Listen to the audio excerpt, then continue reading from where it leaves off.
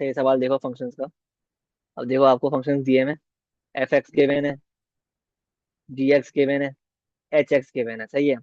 अब क्या बोल रहे हैं, G F x is equal to H H inverse 63। ठीक है। अब देखो इसका मतलब क्या है, मतलब समझो इसका। जी एफ एक्स का मतलब होता है कि जी फंक्शन है, उसके अंदर एफ एक्स है। सही है। सिमिलरली ये जो फंक्शन है एच एच इनवर्स 63, इसका मतलब क्या है कि एच फंक्शन है, उसके अंदर है एच इनवर्स 63। क्लियर है बात।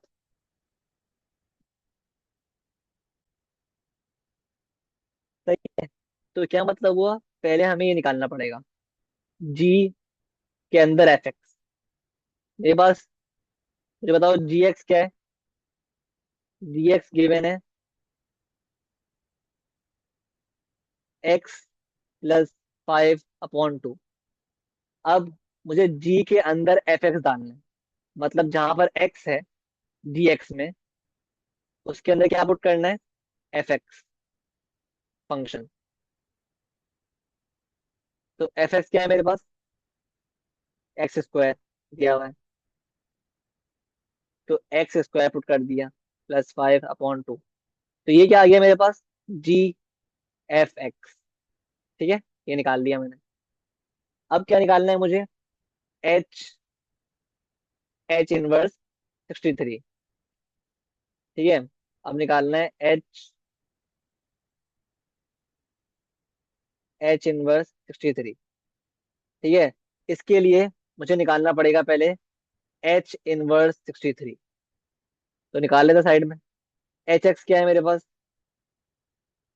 एच एक्स क्या है, 7x-3। तो एच इनवर्स एक्स क्या हो जाएगा, निकालते हैं। Replace H X by Y, step 1। Step 2, make X the subject, y+3/7। ये बन गया आपके पास X subject. Now replace X by H inverse X and Y by X. तो ये आ गया आपके पास एच इनवर्स एक्स। क्या दिया हुआ है आपको, एच इनवर्स 63 दी हुई है, एक्स की वैल्यू गिवन है यहाँ पर। तो आप एच इनवर्स 63 मालूम करने के लिए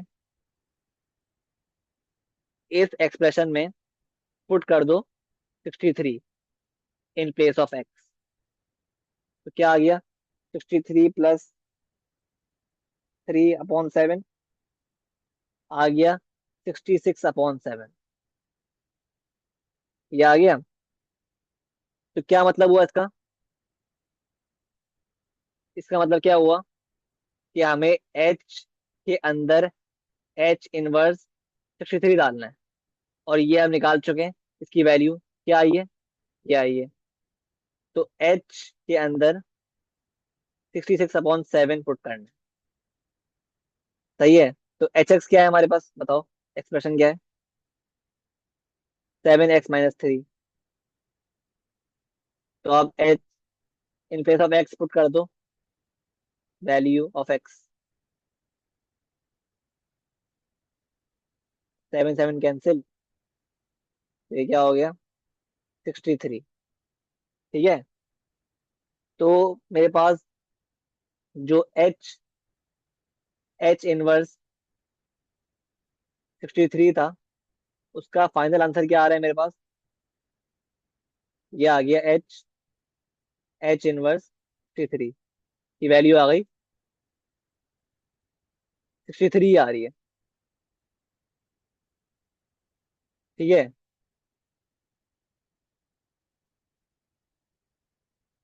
सही है। तो अब क्या करना है,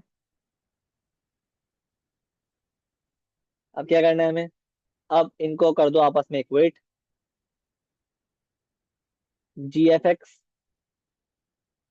is equal to H H inverse 63।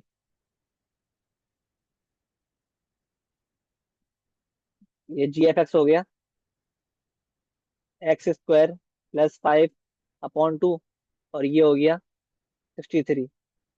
X square plus 5 is equal to 63 multiply by 2, 126।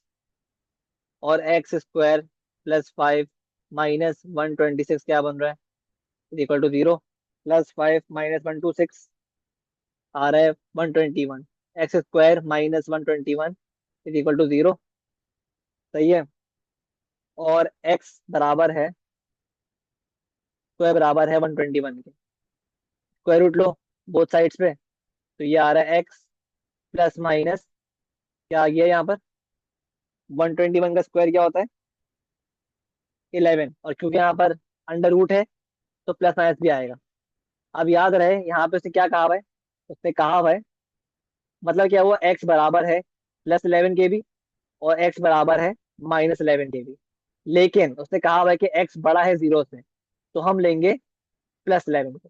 तो एक्स बराबर है 11। सही है। आई होप क्लियर है।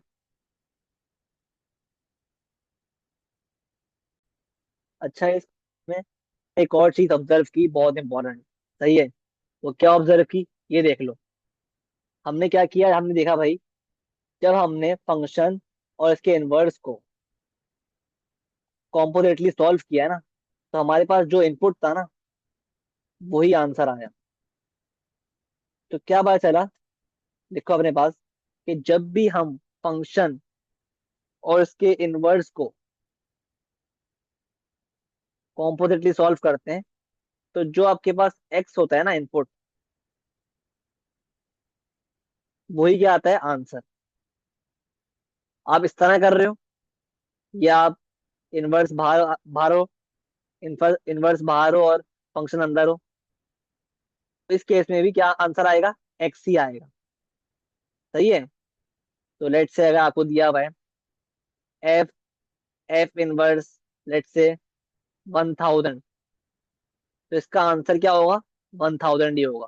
क्यों, क्योंकि फंक्शन और उसका इनवर्स साथ में कॉम्पोजिटली सॉल्व हो रहा है। सेम फंक्शन है, इसी फंक्शन का इनवर्स है। सिमिलरली अगर होता है आपके पास एफ इनवर्स फंक्शन 1000, इस केस में भी आंसर क्या होता है, 1000। ठीक है। तो जब भी हम फंक्शन और उसके इनवर्स को साथ कॉम्पोजिटली सॉल्व कर रहे होते हैं ना, तो आंसर जो इनपुट होता है ना, एक्स, वही होता है आंसर। सही है। तो अगर मैं यहाँ पर, बजाय इसको पूरा सॉल्व करने के,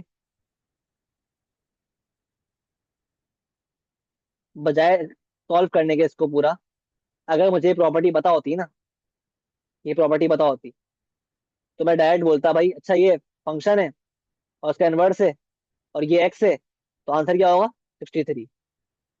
और वही आया इन दी एंड। क्लियर है बात। तो ये प्रॉपर्टी भूलना नहीं फंक्शन से।